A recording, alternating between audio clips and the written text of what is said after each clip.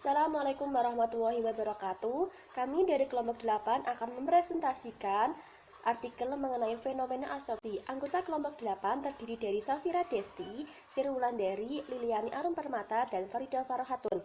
Yang pertama yaitu abstrak. Absorpsi merupakan suatu proses di mana padatan tertentu mengabsorpsi zat tertentu karena adanya gaya tarik atom atau molekul pada permukaan zat padat. Pada praktikum kali ini bertujuan untuk menentukan luas permukaan spesifik, mempelajari sifat absorpsi zat padat, serta menentukan persamaan absorpsi pada suhu konstan.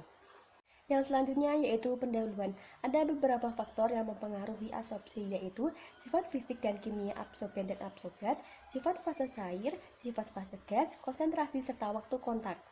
Tingkat absorpsi umumnya meningkat seiring dengan menurunnya suhu.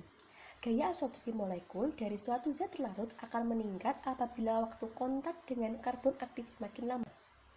Absorpsi kimia terjadi karena adanya ikatan kimia yang terbentuk antara molekul absorbat dengan permukaan absorben. Ikatan kimia dapat berupa ikatan kovalen atau ikatan ion. Ikatan yang terbentuk kuat sehingga spesies aslinya tidak dapat ditentukan. Kuatnya ikatan kimia yang terbentuk menyebabkan absorben tidak mudah terabsorpsi. Absorpsi kimia diawali dengan absorpsi fisik, di mana absorbat mendekat ke permukaan absorben melalui gaya van der Waals. Karbon aktif adalah suatu padatan berpori yang mengandung 85-90% karbon, dihasilkan dari bahan-bahan yang mengandung karbon dengan pemanasan dengan pada suhu tinggi. Selanjutnya yaitu alat dan bahan. Alat yang digunakan adalah 12 buah Erlenmeyer, 4 buah gelas kimia, 2 buah buret, 2 buah pipet volume 5 ml dan 10 ml, 1 buah pipet ukuran 5 ml dan 10 ml, 1 buah hot plate, 1 buah shaker, 4 buah corong gelas, dan kertas kering. Bahan yang digunakan yaitu indikator fenaftalin, karbon aktif, larutan asam asetat, larutan asam klorida, dan larutan standar natrium hidroksida. Selanjutnya yaitu prosedur kerja. Yang pertama, arang dihaluskan dengan ditumpuk di dalam cawan poselin. Yang kedua, dimasukkan ke dalam aluminium foil dan dibungkus 10 buah. Yang ketiga, disediakan larutan asam asetat. Yang keempat, masukkan ke dalam Erlenmeyer tertutup masing-masing 0,5 gram. Yang kelima, karbon aktif yang ditimbang dengan ketelitian 0,5 gram. Yang keenam, dibiarkan selama 10 menit setelah dikocok dengan shaker 1 menit dan dilakukan 2 kali. Yang ketujuh, disaring dengan kertas saring sampai menghasilkan filter yang jernih dan menghasilkan residu. Berikut adalah variasi data pengamatan yang kami gunakan. Pembahasan hasil penelitian pertama.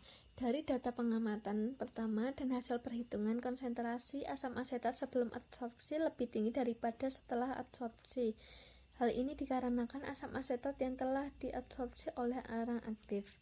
Dari persamaan grafik tersebut, jika dianalogikan dengan persamaan Freundlich, maka akan didapatkan nilai K dan nilai N. Adsorpsi karbon membuat konsentrasi asam asetat mengalami penurunan. Pada data di atas, penyerapan tiap adsorpsi terjadi ketidaksamaan antara data pertama sampai dengan data kelima. Hal ini dikarenakan dalam adsorpsi terdapat beberapa faktor yang dapat mempengaruhi hasilnya. Hasil pembahasan praktikum kedua. Praktikum adsorpsi kali ini menggunakan asam oksalat dengan konsentrasi yang berbeda-beda. Asam asetat dengan konsentrasi yang bervariasi ini tujuannya yaitu untuk mengetahui pengaruh konsentrasi terhadap daya serap atau adsorpsi akan meningkat dengan kenaikan dari konsentrasi adsorban. Setelah melakukan percobaan filtrat, kemudian diambil dengan 5 tetesan pertama, dibuang, baru tetesan yang ke-6 dan seterusnya diambil.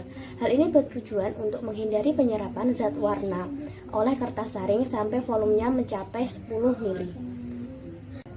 Disaring larutan yang berisi karbon aktif. Hal ini ditujukan untuk memisahkan adsorben dan adsorbnya, sehingga terdapat residu dan filtrat. Filtratnya kemudian dititrasi dengan larutan NaOH yang telah distandarisasi dengan asam oksalat. Selanjutnya, pembahasan dari penelitian yang ketiga. Berdasarkan data hasil percobaan untuk menentukan daya absorpsi didapatkan volume tritasi akhir lebih kecil daripada volume tritasi awal. Hal ini disebabkan karena adanya daya absorpsi dari karbon aktif yang mengikat asam asetat sehingga asam asetat yang bereaksi dengan NaOH lebih sedikit. Karbon yang digunakan sebagai absorpsen karena berbentuk amorf dengan luas permukaan yang besar dan daya serap yang tinggi. Luas permukaan merupakan sifat fisik yang paling penting dari karbon berpori. Kemungkinan besar menjadi bahan absorpsen. Asam asetat akan berubah warna menjadi pink karena indikator pH pada pH asam akan menjadi tidak berwarna.